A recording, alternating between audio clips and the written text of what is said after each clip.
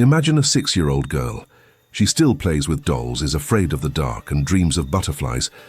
But one day her parents hand her over to a woman she's never met. From that moment on, her childhood ends, and something else begins. She's no longer raised to live, she's trained to perform.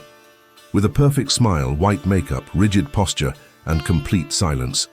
This little girl is on her way to becoming a geisha. You've probably seen images of them. Pale faces, colorful kimonos, graceful steps, and unreadable eyes. In pop culture, they're often seen as symbols of beauty, mystery, and refined art. But the real story behind the geisha tradition is a lot darker than movies or tourist brochures let on. Today, you're going to learn what no one ever told you. The hidden origins of geishas, the pain masked by elegance, and the history of abuse and ritual that many carry deep in their bodies and souls. If you think you know what a geisha is, get ready to question everything. Because while Japan preserved the tradition, it also buried the scars it left behind. The first geishas were men. Hard to believe, right? But at the very beginning, geishas were actually men. Back in the Edo period between 1603 and 1867, geisha, which literally means person of the arts, were male entertainers known as taikomochi or hokan.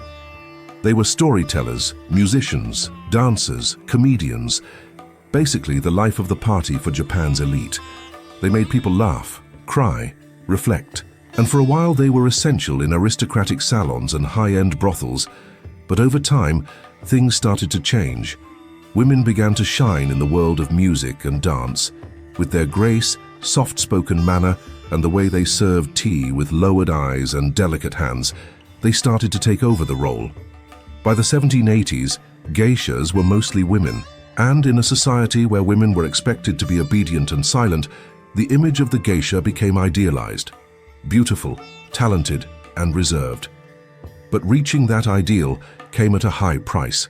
It meant years, sometimes decades, of brutal training, crushing debt, and a life full of obligations. Yes, a cultural tradition was being born, but so was a system of control. Sold at age 6, poverty and tradition make for a cruel combination. In the 18th and 19th centuries, it wasn't unusual for poor families to sell their daughters, sometimes as young as 6 or 7, to okiya, houses where future geishas were raised and trained. These little girls left everything behind, their families, their toys, even their names. They were now under the rule of the okasan, literally the mother of the house, who ran the okiya with military discipline. Sure, they got food, shelter, clothes, lessons in dance, etiquette, music, all the tools to become a proper geisha. But none of it was free. Every penny was tracked in a book of debts, and those debts piled up fast. They grew up in a place where every breath cost something. No room for mistakes, no space for rebellion, no time for sadness. They had to smile, always smile. They started out as shikomi, the housemaids, cleaning, cooking, observing. Little by little, they were molded into maiko, geisha apprentices. But the path was long and full of girls who gave up or were sent away. There was no room for weakness. The brutal discipline of training. Training to be a geisha wasn't about personal growth. It was about perfecting the art of pleasing others. They woke up early, learned how to walk without making a sound, how to smile with their eyes, how to serve tea with flawless precision. They studied traditional music, dance, poetry, etiquette, even ancient dialects. They weren't allowed to laugh out loud, or run, or show too much emotion. Their bodies were trained to hide their souls. The physical and emotional stress was so intense, many girls became sick. They had to speak elegantly, even if they came from the countryside.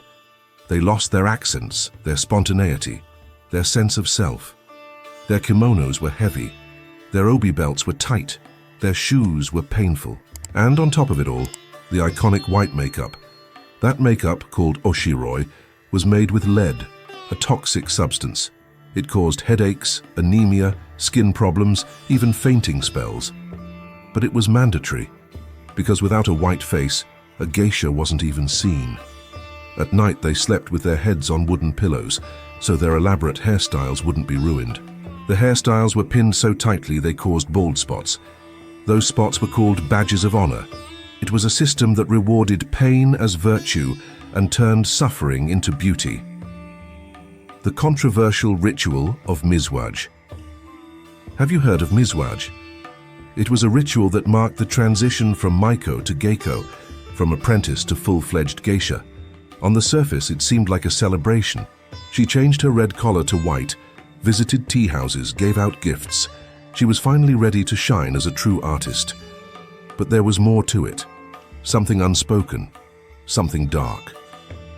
For centuries, Mizwaj often involved selling the young woman's virginity to her first patron, known as the Dana. The wealthiest, most powerful man, or the one most willing to pay, got the right to initiate the new geisha. And the money? It didn't go to the girl. It went straight to the okiya to cover her training costs.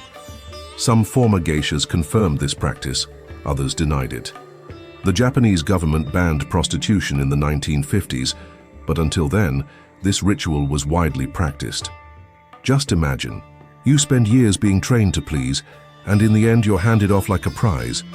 Mizwaj remains one of the most haunting aspects of the geisha world. The role of the Dana, support or possession. Most geishas couldn't survive on tea house performances alone. They needed a Dana, a sponsor. This was usually a wealthy, well-connected man who covered the geisha's expenses. He'd pay for her rent, her clothes, her makeup, even the gifts she gave to clients. And in return, he expected exclusivity, private access, and often intimate favors. It wasn't mandatory, but it was common. Some geishas managed to build genuine, respectful, even loving relationships with their Dana. Others became dependent, submissive, and trapped in invisible contracts. The relationship between a geisha and her Dana was always wrapped in mystery. But the power imbalance was clear. He paid, she obeyed. Even after paying off their debts, many geishas weren't truly free. Decline during the war and the confusion with prostitution. Before World War II, Japan had close to 80,000 geishas. It was a respected, deeply rooted tradition. But then came the war, and it shattered everything. Tea houses were bombed, okiyas were shut down, kimonos were burned, instruments were lost, and the geishas, now jobless, had to find regular work. Many ended up in factories. When the war ended, Allied soldiers arrived in Japan, and they were fascinated by the image of the geisha. But that fascination turned into dangerous confusion. Prostitutes began dressing like geishas to attract soldiers, and suddenly the image of the geisha got mixed up with that of a submissive, exotic sex worker. The term geisha girl became popular and damaging. For decades, the West associated geishas with paid sex, absolute obedience, and fantasy for sale. But real geishas were, and still are, artists. Trained in the art of performance, conversation, music, emotion, still the stigma stuck, and even today many geishas struggle to explain the difference to the world. Geishas today, a tradition that still stands today. There are about 1,000 active geishas in Japan, mostly in Kyoto, Tokyo, and Kanazawa. Training is now voluntary, conditions have improved, and no child is sold by her family anymore. But the tradition still demands a lot. They still study music, dance, etiquette. They still sleep with their heads on wooden pillows. They still wear heavy kimonos and symbolic makeup. What's changed is the control. Modern geishas have more freedom. They can retire when they choose. They can make their own decisions. And yet, the shadows of the past are never far. Now that you've seen the hidden side of the geisha world, what do you think?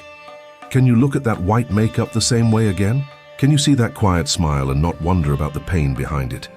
Geishas are the ultimate paradox of Japan. Beautiful and brutal, elegant and oppressive, artistic and silent. If this video moved you, leave a comment saying, "Behind the beauty, there are scars." That way we'll know you stayed until the end. And if you want more real, powerful stories full of hidden truths, subscribe to the channel. Here the forgotten stories finally get a voice.